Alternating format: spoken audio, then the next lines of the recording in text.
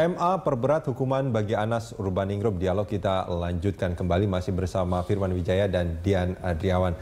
Mas Firman, tadi dikatakan bahwa ada dua ini ya, sudut pandang yang perspektif yang akan diambil, ada yuridis dan juga akademis. Apa yang akan dilakukan? Pertama tentu kalau secara legal teknis, aspek yuridis mungkin saja karena pertimbangannya di luar kebiasaan, maka upaya hukum yang diambil adalah upaya hukum biasa. Ya mudah-mudahan tidak upaya hukum di luar kebiasaan kan Pak. Bisa saja dalam dunia hukum. Upaya hukum biasanya apa ini? Ya upaya hukum biasa ya misalnya peninjauan kembali ya kan.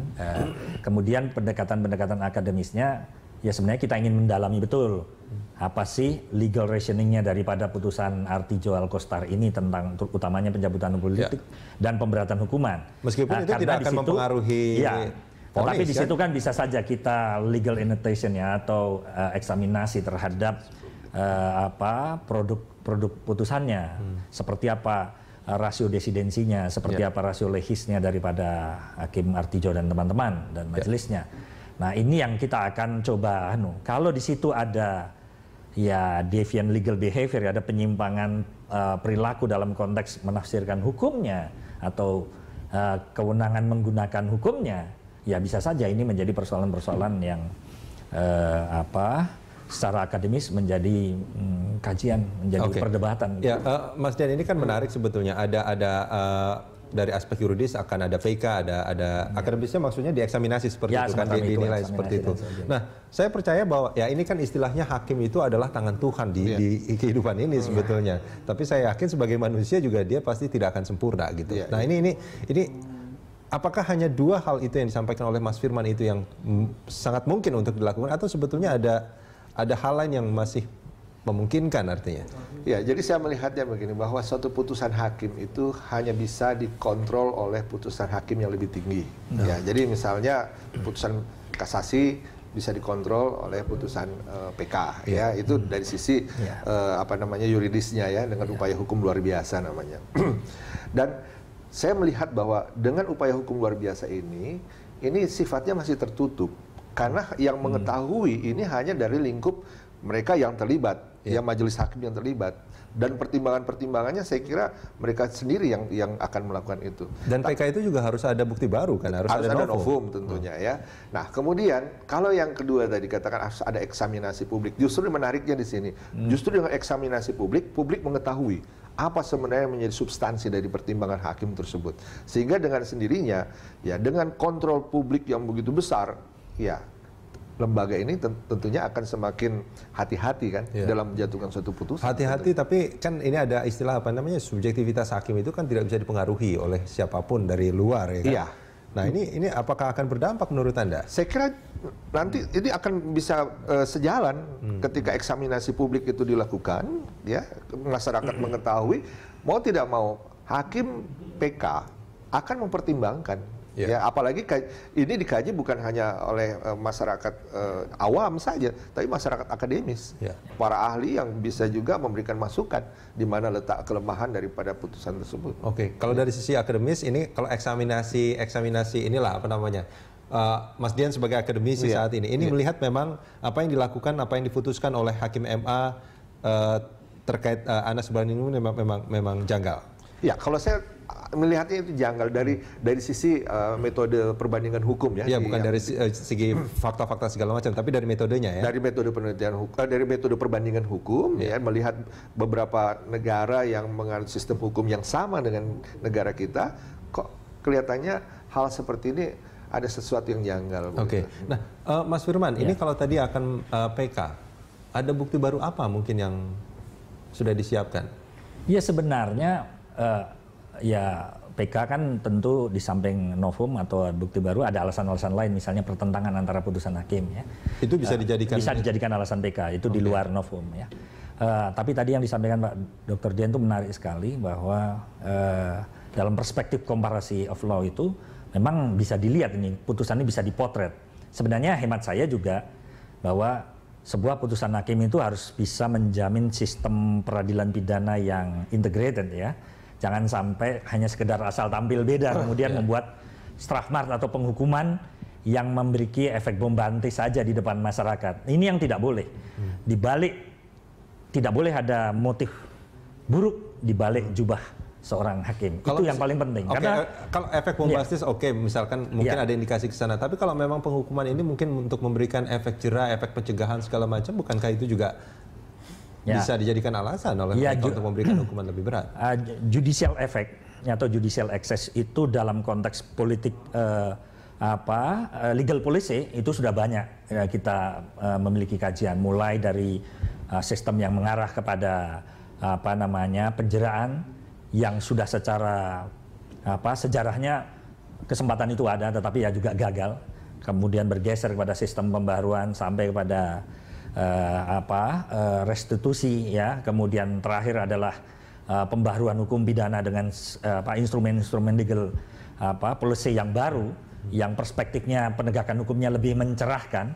Sebaiknya ya memang dalam sistem peradilan yang sophisticated, yang modern itu tadi yang disampaikan, tidak saja independensi yang dimiliki oleh hakim ya sebagai syarat kebebasan dalam memutus perkara, tapi accountability-nya itu juga penting. Karena di balik independensi, kalau tidak ada accountability, Anda menilai bahwa vonis MA ini tidak akuntabel? Ya, kalau tadi setelah marknya itu penghukuman, pemberatan hukumannya tidak ada legal base yang jelas, tidak ada sentencing guideline. Pokoknya selera saja. Saya punya selera menghukum berapa, karena tadi beliau sampaikan bahwa harus ada alasan dari minimum penghukuman. Bukannya alasan-alasan itu sudah ada dalam pertimbangan-pertimbangan itu? Iya, tetapi itu lebih kepada alasan-alasan hukumnya. Tapi alasan kenapa menjatuhkan hukuman setinggi itu belum tentu ada. Ya, itu yang disebut dengan sentencing guideline, belum ada, belum mungkin. Jadi saya juga agak meragukan. Dan memang kita tidak punya aturan itu, kan? Parameter itu, kan? Iya. Nah, tetapi sekali lagi masalah dengan itu artinya, menurut Mas Dian. Bagaimana? Ya, artinya karena memang tidak ada guideline itu, kalau kita juga kan tidak mengatur artinya. Nah, ini sebetulnya masalah di hukum kita saat ini. Artinya. Jadi memang saya katakan tadi bahwa KUHP tidak mengatur, ya. Tetapi dengan melihat penerapan yang dilakukan di beberapa negara, tentunya kita bisa menggunakan sebagai dasar acuannya. Gitu. Apalagi kita dengan civil law system ini kan kita coba lihat di mana asalnya itu kan. Nah, jadi dengan sendirinya kita bisa mendapatkan sesuatu satu hal yang atau suatu putusan yang adil, ya, yang tentunya kalau itu bisa diakomodir lagi di dalam KUHP lebih bagus, supaya bisa mendapatkan kepastian hukum. Bukankah sebetulnya ini bagi orang awam ini, saya sebagai orang awam mengatakan bahwa dengan kata lain, karena ini adalah judek juris, majelis MA yang ini ingin mengatakan bahwa putusan di tingkat pertama dan tingkat kedua itu kurang adil sebetulnya. Justru saya melihatnya ya, yang di pengadilan tingkat pertama ini karena dia menyaksikan sendiri fakta yang terungkap di persidangan, justru dibandingkan dengan mereka yang tidak melihat hanya berdasarkan berkas. Iya, kalau dia membaca berkas, kalau hanya sekedar mengacu pada suatu kebencian terhadap koruptor, kemudian membangun suatu putusan yang begitu berat, ya kalau menurut saya juga tidak adil. Tidak adil juga. Oke, ini ada satu penelpon dari Rawamangun, Pak Heru. Selamat pagi Pak Heru. Pak Heru. Oke, selamat pagi. Selamat pagi Pak Heru, silakan tanggapannya Pak. Ini saya hanya memberikan pandangan saja. Kan ini terjadi revolusi putusan ya di tindak pidana, pengadilan tindak pidana koruptor itu.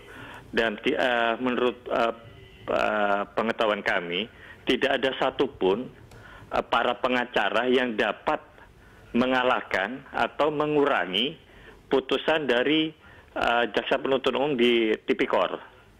Nah, ini ada satu gerakan yang kami duga oleh tanda kutip ya para pengacara-pengacara ini untuk mencari celah untuk menghambat bahwa putusan tindak pidana koruptor itu jangan terlalu besar gitu. Mulai dari pelemahan KPK. Nah, sekarang ini para pengacara akan mencari celah itu tadi dengan kasasi, putusan di kasasi. Dan kami perhatikan juga tadi harus mengacu melihat dari negara lain. Ya mohon maaf, pengadilan kita ini kan Indonesia banget gitu loh. Jadi pengadilan itu putusannya itu atas nama orang Indonesia, masyarakat Indonesia. Jangan dibandingkan dengan negara lain yang mungkin sistem peradilannya berbeda dengan kita gitu. Kita harus bisa tunjukkan bahwa kasasi ini jelas tadi di situ tidak secara pasti atau jelas di KUHP diatur bahwa tingkat negeri, tingkat tinggi itu harus ada fakta-fakta. Itu disampaikan juga tidak bisa melihat hanya dari berkas. Nah, yang menjadi pertanyaan kami loh, apakah para hakim di kasasi ini tidak artinya kurang pandai gitu ya? Kalau diputuskan hanya melihat berkas, kan tidak juga. Mereka orang-orang pandai, mereka punya nurani yang mengatasnamakan keadilan atas nama rakyat Indonesia. Baik. Gitu loh Pak. Jadi kami masyarakat mengapresiasi sekali ya hakim tingkat kasasi ini hanya 1, 2, 3 orang, 5 orang kok yang memang punya hati nurani atas nama keadilan bangsa Indonesia dan rakyat Indonesia. Baik. Untuk itu Berita Satu terima kasih ya atas berita-beritanya ini udah tuh ada dialog seperti ini sehingga membuka masyarakat Indonesia informasi yang jelas untuk hukum keadilan atas nama rakyat Indonesia. Sementara itu dulu Pak. Terima kasih. Pak Heru, terima kasih banyak Pak Heru. Ya. Tanggapannya. Sebelum saya ke narasumber, nanti kita akan sambung ini di segmen berikut Mas Firman dan juga Mas Dian. Kita jeda sebentar, kita akan lanjutkan di segmen berikut.